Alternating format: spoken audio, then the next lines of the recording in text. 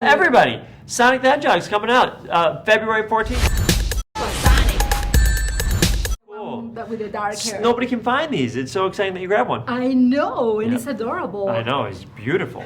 And I'm wondering the feedback you are receiving so far from the kids, because I love this film. You know, Sonic, you think Sega, you think of something digital, and it's very human, very emotional. That's great that you think and I that. think it's very good for kids. You know, it's about friendship and about being okay with who you are. Miami has been great. That's wonderful. That's all the things that we wanted people to feel, because you're always going to have the comedy, you're always going to have the big set pieces. But in my head, if I wanted to play him like a very energetic kid that's going through some stuff, that feels lonely and doesn't know how to get his emotions out and stuff like that. So the idea that you connected with that, or that your children connected with that, it's wonderful. That's a big thing that we thought, because if people connect with that, you care about the character more, and then you really root for Sonic a little bit more. There's not that much about video games in the film, and with Robotnik, I think Jim Carrey's character symbolized the eagerness of humanity, of make everything, you know, robotic. But he played beautifully. Actually, he said with a smile.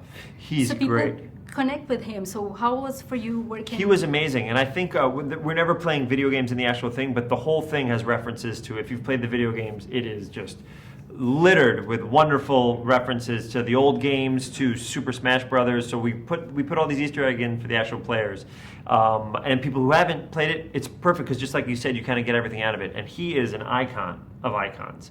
So for me to be in a movie with someone that I grew up watching and idolizing is just a joy of joys. Yeah, Dumb and Dumber, I think, is still a top 5 movie of all time for me. And also your genre is comedy. You are touring right now. Yeah, I am. So me and my friend Thomas Middleditch do a 2-person improv show. We have 3 specials coming out on Netflix in the next couple months. But we did Carnegie Hall, we played Chicago Theater, and we're taking improv, which often is just a small little theater, and we're making it into, like, you can do it in these bigger venues and stuff like that, because stand-up has done that, but improv has never really shown people in a big degree that you can do that. So we're very excited to be the people to do that. And Sonic loves movies, because he was like sneaking in on Tom's house. So which one is your favorite movie as a kid? Of all time? Yeah. As a kid? Yeah. Oh, what a great question. Back to the Future is my favorite movie of all time. And I think it's because I think everybody's favorite movie kind of, for me, it defined what movies were. Like, I had never seen anything like it, and it was like, oh my goodness, all this stuff can happen, and all the magic of what this movie, and time travel, and I thought Robert Zemeckis, who was the director, did an incredible job. That was like the definitive movie that made me fall in love with movies. And oftentimes when I talk to people a little bit older, Spielberg did that with E.T. and stuff like that. So Back to the Future was the big one for me, that I thought it was hilarious.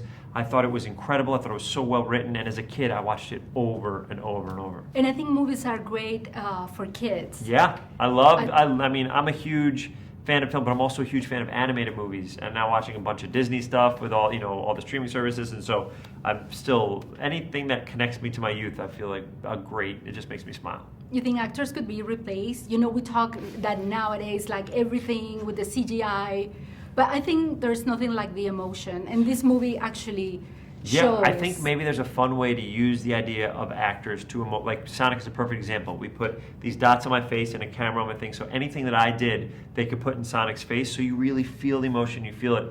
So I think it's upping the game and things like that, like CG characters, stuff like that. But you're right, how fun to see Jim Carrey on. You can't do that. That's just Jim. Nobody can do that. You know what I mean? Do you want to invite the audience for February 14th? Oh, everybody! Sonic the Hedgehog's coming out February 14th. You saw the film. Did you enjoy it? I did. I saw it twice, actually. Saw it twice. She's seen it twice. You haven't even seen it once yet. Come on. Thank you so Lovely much. to meet you.